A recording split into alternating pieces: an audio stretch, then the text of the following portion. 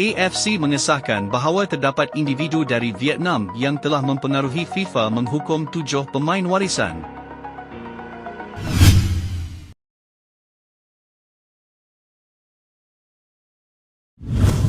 Oleh itu Mahkamah Timbang Tarasukan CAS diharapkan dapat memberi keadilan terhadap 7 pemain skuad Harimau Malaya pada 26 Februari ini.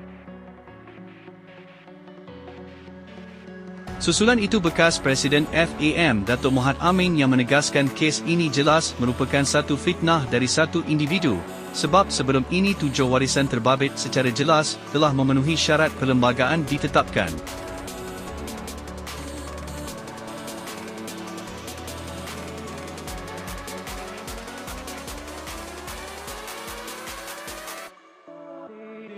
Beliau menambahkan isu membabitkan 7 pemain berkenaan juga perlu dilihat dari sudut lebih besar, termasuk soal masa depan pemain itu sendiri.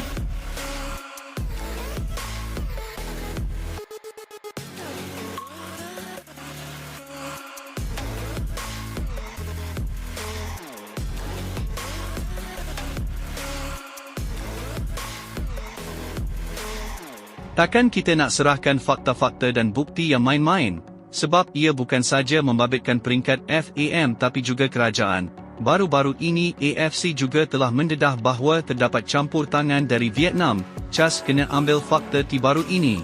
Jadi saya harap keputusan yang lebih adil bukan saja untuk bola sepak Malaysia tapi 7 pemain itu juga, ujar beliau.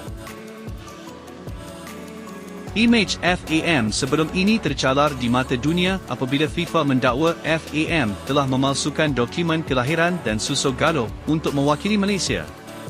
Kini nasib sebenar FAM dan 7 pemain berkenaan akan ditentukan di CAS pada 26 Februari ini.